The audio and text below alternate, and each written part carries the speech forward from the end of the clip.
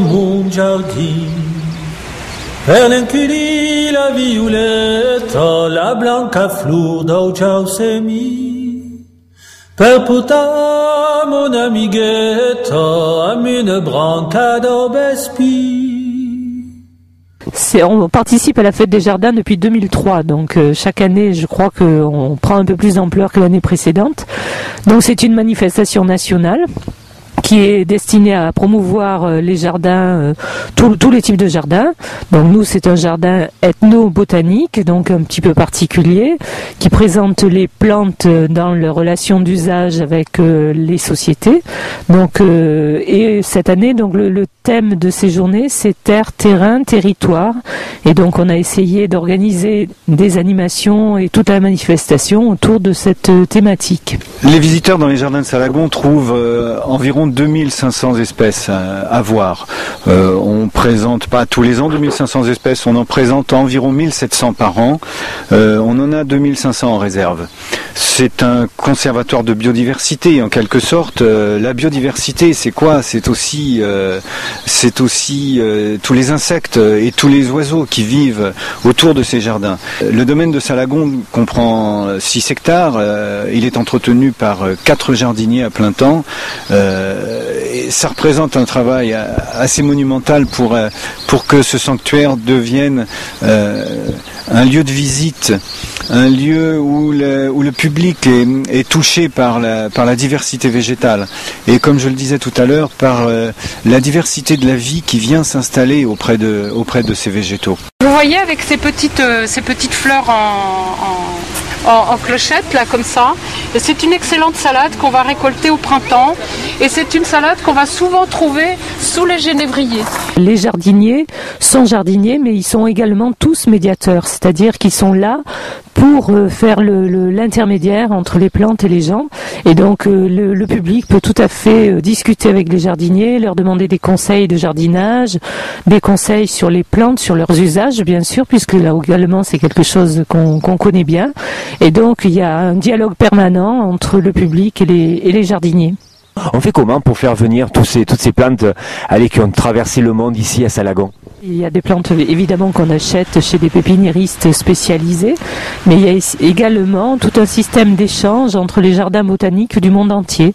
Donc Salagon a le titre de jardin botanique en plus d'ethno-botanique, et grâce à ça on peut communiquer avec des jardins partout dans le monde avec qui on échange des graines qu'on s'envoie. D'abord on communique par internet, ensuite on s'envoie par la poste des graines qui nous arrivent ici un peu de partout, de jardins botaniques de Chine, de Russie, ça arrive de Roumanie, d'Angleterre, etc. On travaille évidemment en agriculture biologique ici pour respecter cette vie qui peut être très variée. On a des grenouilles, on a des couleuvres qui gèrent les grenouilles, on a des poissons dans les bassins. On a des insectes, des hirondelles, des martinets, des rossignols, des moineaux.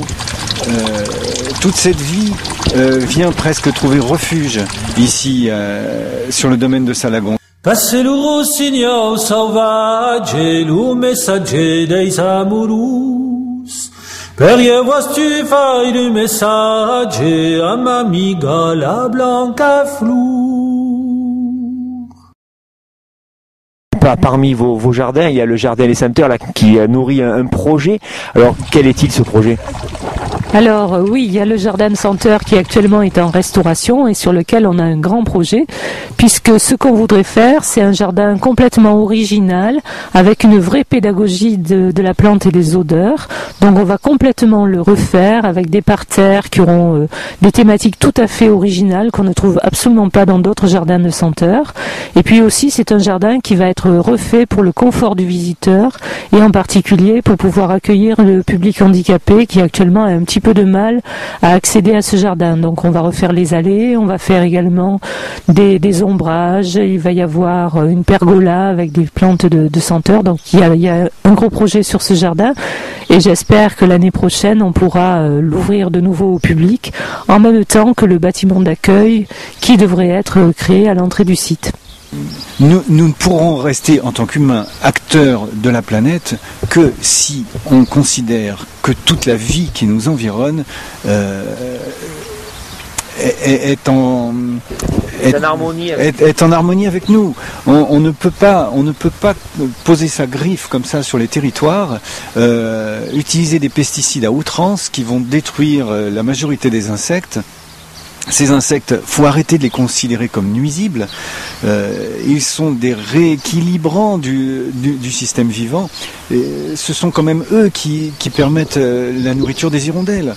Si on veut encore des hirondelles dans nos printemps en France, arrêtons de détruire toute cette vie autour de nous. Salagon, c'est un point de départ qui doit rayonner dans son environnement et il doit y en avoir partout dans le monde. Les amadou me mancongaire, mai per aquel portola.